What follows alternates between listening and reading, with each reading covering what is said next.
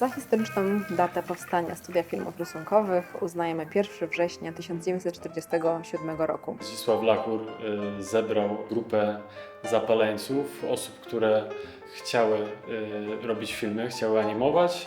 To były czasy powojenne.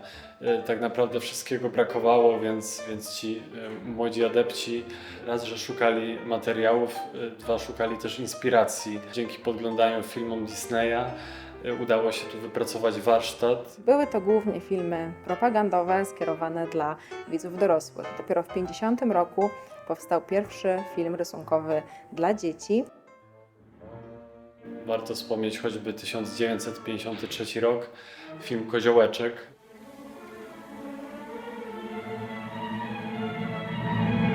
Generalnie animacja rysunkowa ma to do siebie, że to jest proces bardzo czasochłonny. Tutaj trzeba było każdą klatkę narysować, potem wyczyścić, pomalować i następnie sfotografować tutaj na właśnie takim stanowisku, jak za mną Państwo widzicie.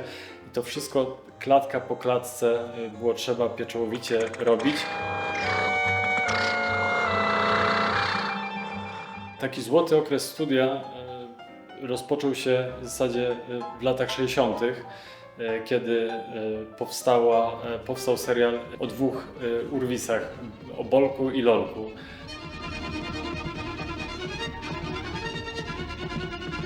Ojcem tego serialu był Władysław Nechrebecki.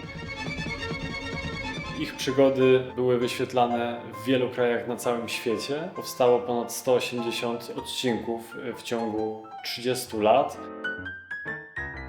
A drugim takim serialem jest Reksio, który powstał nieco później, bo w 1967 roku Lechosław Marszałek wyreżyserował pierwszy film pod tytułem Reksio Poliglota i okazało się, że to też był strzał w dziesiątkę, no i później powstało ponad 60 odcinków z przygodami tego przesympatycznego pieska.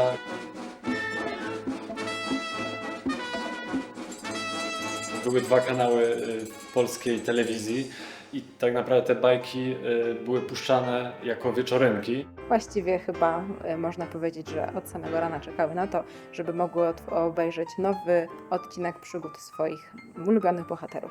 Powstawały również filmy autorskie dla widzów dorosłych. To były tytuły, przy których współpracowali znani twórcy, a muzykę pisali tacy znani kompozytorzy jak Krzysztof Penderecki czy Krzysztof Komeda.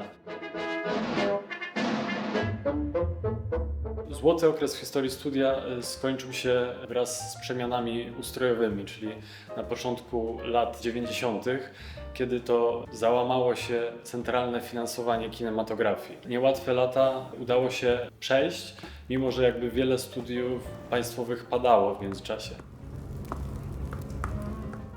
Parę lat temu studio przeszło już w 100% na produkcję cyfrową. Odłożyliśmy papier na bok i realizujemy nasze najnowsze filmy już w komputerach.